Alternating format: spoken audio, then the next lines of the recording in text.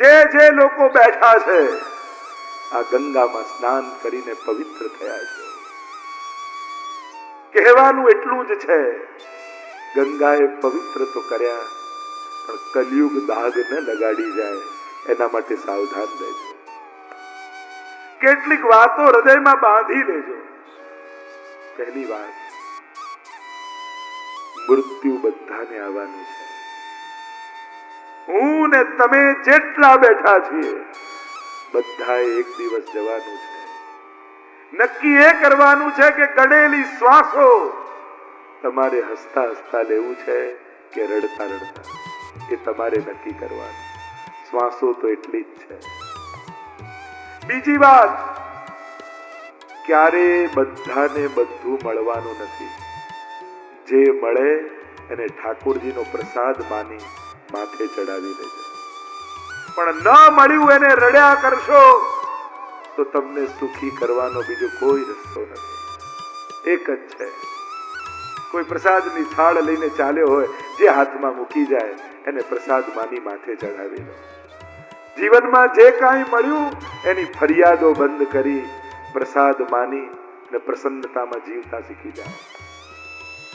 ત્રીજી વાત, તમારું ઘર એક વૈષ્ણવનું ઘર છે. કોઈ ઘર ઠાકોરજી વગરનું ન રહી જાય. તમારા ઘરની શોભા એ તમારા ટીવી કે સોફા નથી, ઘરે બિરાજતા ઠાકોરજી છે. કારણ કે તમારું ઘર એક વૈષ્ણવનું ઘર છે. એનું સ્વાગત આ હેલોથી નહીં શોભે, જય શ્રી કૃષ્ણથી જ શોભા છે.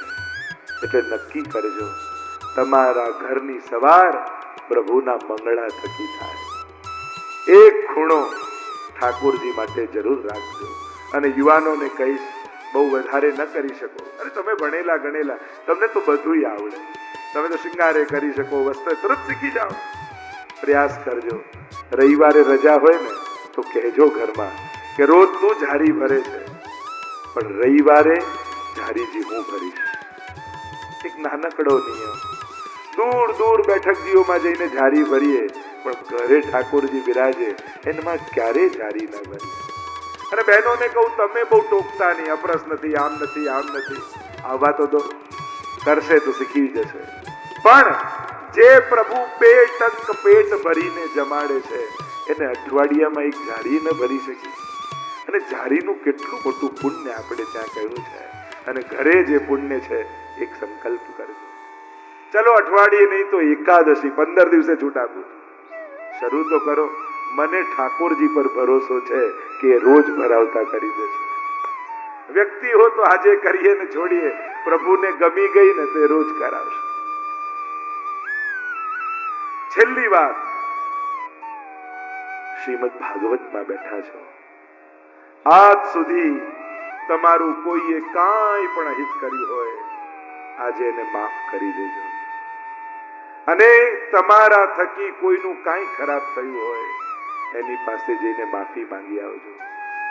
મુક્ત થઈ જાઓ બધા જ બંધનોમાંથી. અને હવે મારું જીવન, મેં ભાગવત સાંભળ્યું છે, હું વૈષ્ણવ છું.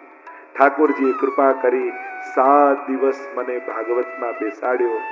મને તમારા ચહેરામાં દેખાઈ રહ્યું છે ભાગવત આજે તમારા ભીતર બેસી ગયું છે.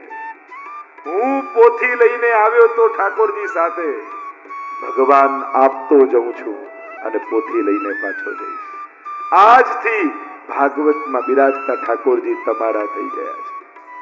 અને એટલે જ પહેલા દિવસે મેં કહ્યું હતું, સેલ્ફી પાડજો. 7મા દિવસે આ આંખો જુદી હશે, 7મા દિવસે આ ચહેરા જુદા હશે, 7મા દિવસે હૃદયના ભાવો જુદા હશે. અને હવે મારે કહેવાની જરૂર નથી, તમે જ એનો અનુભવ કરી રહ્યા છો. અને તમે જ જ્યારે ઉદાહરણ બની ગયા, એક્ઝામ્પલ બની ગયા, હવે મારે કોઈની કથા કહેવાની બાકી રહેતી નથી. કારણ કે ભાગવતનો શું પ્રભાવ છે એ તમે જ અનુભવ કરી રહ્યા છો.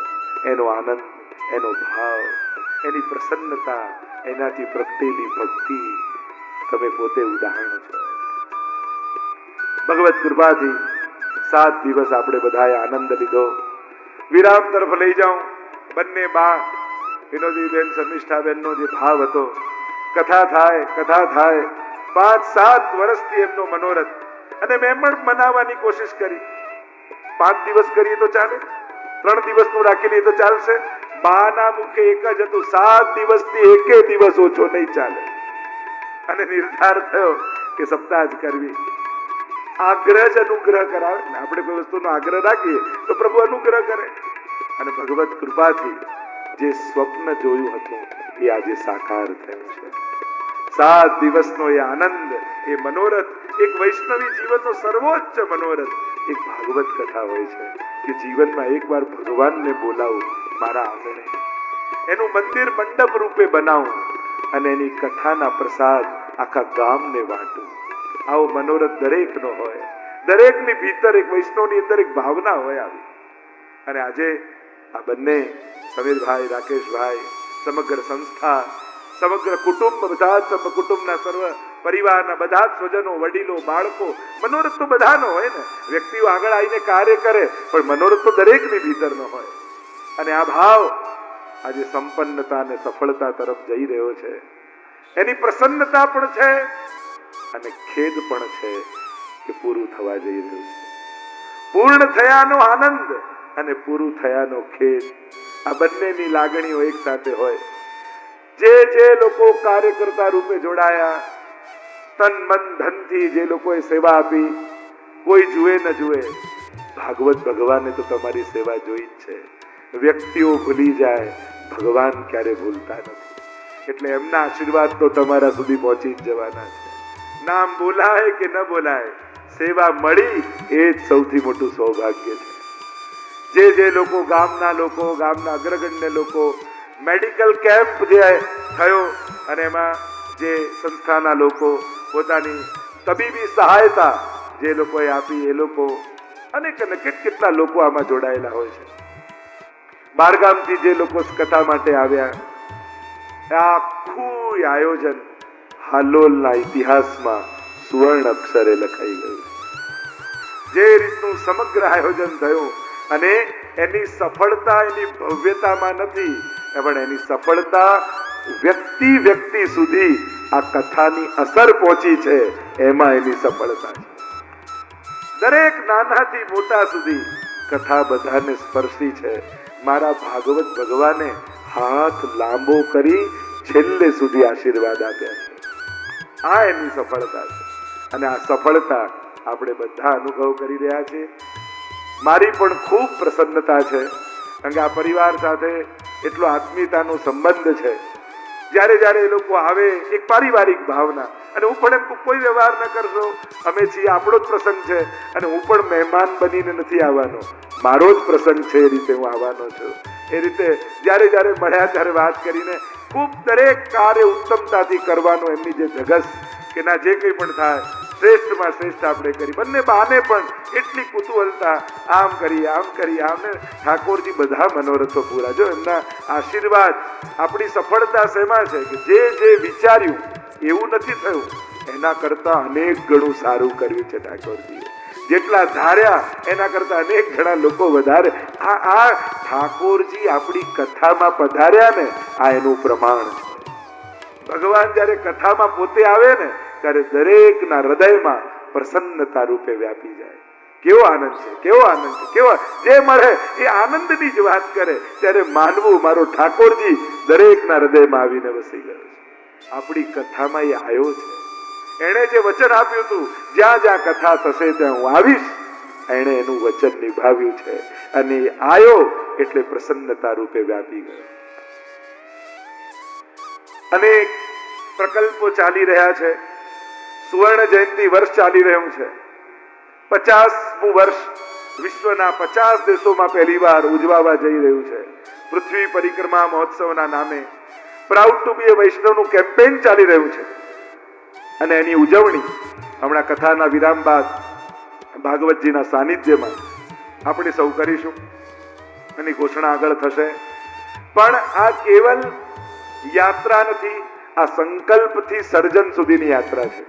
50 દેશોમાં સુવર્ણ જયંતિની ઉજવણી, અને એ સમય સંકલ્પ કર્યો છે જે કાંઈ પણ સેવા આવશે, તમે જ્યાં પણ ધરો છો સેવા, એ બધી જ સેવા વલ્લભાચાર્ય ઇન્ટરનેશનલ ગર્લ્સ સ્કૂલના નિર્માણમાં પ્રયોગ થશે. અને એના માટે એની પત્રિકા પણ તમને પ્રાપ્ત થશે. એમાં gold coin member, silver coin member અનેક લોકો જોડાયા. મારી ખૂબ પ્રસન્નતા પાઠવું છું. જેણે જેણે સ્કૂલ નિર્માણમાં યોગદાન આપ્યું એ બધાને આચાર્ય પીઠ પરથી આશીર્વાદ આપું છું કે પ્રભુની કૃપા સદા, કારણ કે આ મહાપ્રભુજી પ્રસન્ન થાય એવું કાર્ય છે. વાક પતે મહાપ્રભુજીનું નામ છે ને. વાક એટલે સરસ્વતી, અને સરસ્વતીના પતિ પ્રસન્ન ક્યારે થાય? જ્યારે સરસ્વતીનું મંદિરનું નિર્માણ થાય. તો આ સ્કૂલ એટલે સરસ્વતીના મંદિરનું નિર્માણ, અને એમાં પણ કન્યા સ્ત્રી શુદ્રા દુર્દતિક્ષમા મહાપ્રભુજીનું નામ છે. સ્ત્રીઓનો ઉદ્ધાર કરનારા મહાપ્રભુજી છે. તો કન્યા કેળવણીનો આ એક મહાયજ્ઞ થવા જઈ રહ્યો છે. અને મહાપ્રભુજીના નામે થાય પછી કોઈ ગામ અને વ્યક્તિને યાદ ન કરાય. એ વલ્લભાચાર્યજીનું કામ. હંમેશા એ જ વિચારે કોણ બનાવે છે, ક્યાં બનાવે છે એ નહીં જોવાનું. મારા મહાપ્રભુજીનું કામ છે. અને આપણે, અને એવું નથી કે એક સાથે દર મહિને પણ જોડાઈ શકો છો, 6 મહિને જોડાઈ, કે 1 વર્ષે હું આ રીતે પૂરું કરીશ તો પણ થાય, 2 વર્ષે પૂરું કરીશ તો પણ ચાલે. પણ જો તમે નિર્માણના કાર્યમાં જોડાશો, એની પત્રિકા છે, આગળ પણ સમીરભાઈ આદિનો સંપર્ક કરશો તો માહિતી તમને મળશે. તો આ એક વિશાળ યજ્ઞ, અને એમાં કોઈ ક્લાસરૂમની સેવા કે જે રીતે પણ જોડાઈ શકતા હો, તમે તમારા બિઝનેસની ફોર્મથી યા 10 જણા 5 જણા કુટુંબવાળા ભેગા થઈ એ રીતે પણ ક્લાસરૂમ આદિ બાંધી શકો છો. એક સંકલ્પ એવો છે કે આ 2 વર્ષની યાત્રામાં મહાપ્રભુજીના નામની એક સુંદર સ્કૂલ કન્યા કેળવણીનું એક મહાયજ્ઞ નિર્માણ થાય, અને પ્રભુના કાર્યો પ્રભુ જ પૂરા કરતા હોય છે. પુનઃ મારી પ્રસન્નતા અભિવ્યક્ત કરું છું. પૃથ્વી પરિક્રમા મહોત્સવ તો ચાલી જ રહ્યો છે. 2 દિવસ પછી જ આ પરિક્રમા જશે ઓસ્ટ્રેલિયા. ત્યાં સિડની ખાતે આપણી હવેલીનું ઉદ્ઘાટન કરવા જઈ રહ્યા છે. વ્રજ હવેલી નિર્માણ થઈ. ઓસ્ટ્રેલિયામાં અભૂતપૂર્વ કામ વૈષ્ણવ સંઘ કરી રહ્યું છે. દરેક ગામોમાં હવેલી નિર્માણના સંકલ્પો, ભૂમિ લેવાઈ ગઈ છે. એ પર્થ હોય, એડિલેડ, મેલબર્ન, સિડની, બ્રિસ્બન, બધે વૈષ્ણવ સંઘ ચાલે છે. 500 ઉપરાંત બાળકો પાઠશાળામાં ભણી રહ્યા છે. યુવાનો અદ્ભુત કાર્ય કરી રહ્યા છે. દરેક ગામમાં 50-100 બાળકો પાઠશાળામાં ભણે. તો આવા અનેક પ્રકલ્પો ઓસ્ટ્રેલિયાથી લઈ અમેરિકા સુધી આપણી એકમાત્ર વૈષ્ણવ સંઘ એવી સંસ્થા છે જેણે વિશ્વના 5 ખંડોમાં હવેલીના નિર્માણ કર્યા છે. અને આ 50 દેશોની યાત્રામાં એવા દેશો લીધા, આફ્રિકાના એવા દેશો જ્યાં કોઈ હિન્દુ ધર્મના ધર્મગુરુઓ નથી જઈ શકતા, એવા દેશોની આ યાત્રા. એ બધા જ યુરોપની કન્ટ્રી હોય યા ઈસ્ટની બધી કન્ટ્રીઓ હોય, 50 દેશોનો આ પહેલીવાર ઐતિહાસિક પ્રવાસ મહાપ્રભુજીની કૃપાથી. અને એ દરમિયાન એક પડાવ હાલોલમાં પડ્યો છે, અને 7 દિવસ આપણે આનંદ કર્યો. અંતમાં સમગ્ર મનોરથી પરિવારને આચાર્ય પીઠ પરથી આશીર્વાદ આપું છું. ભાગવત ભગવાનની કૃપા સદાય તમારા પરિવાર અને કુટુંબ પર રહે.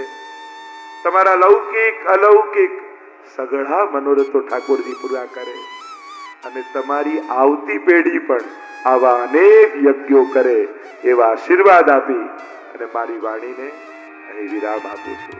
17 નવેમ્બર વાઘોડિયા રોડ પર રેવા ગરબા ગ્રાઉન્ડમાં શ્રીમદ ભાગવત સપ્તાહનું આયોજન થશે. બ્રાઇટ સ્કૂલના એ મહેન્દ્રભાઈ બધાના દ્વારા આ કથા આયોજન છે. તો અહીંયા તમારે નિકટ છે, તમારા સ્વજનો છે. 17 નવેમ્બરથી વાઘોડિયા રોડ ઉપર ભાગવત કથા થશે. એમાં આપ સૌ આમંત્રિત છો. એટલું જ કહી ભાગવતને વિરામ આપતા, અને જે પરિવાર થકી હાલોલના આંગણે આ સુંદર શ્રીમદ ભાગવતજી શ્રવણ કરવાનો આ દિવ્ય અને અલૌકિક અવસર આપણને સૌને પ્રાપ્ત થયો છે, તો આ પરિવારને એક વખત તાળીઓથી વધાવીશું. અને એ પરિવારના સદસ્ય રાકેશભાઈ તલાટીને હું વિનંતી કરીશ, મંચ ઉપર આવી આપના હૃદયના ભાવ અભિવ્યક્ત કરશો. પરમ ભગવદીય રાકેશભાઈ તલાટી.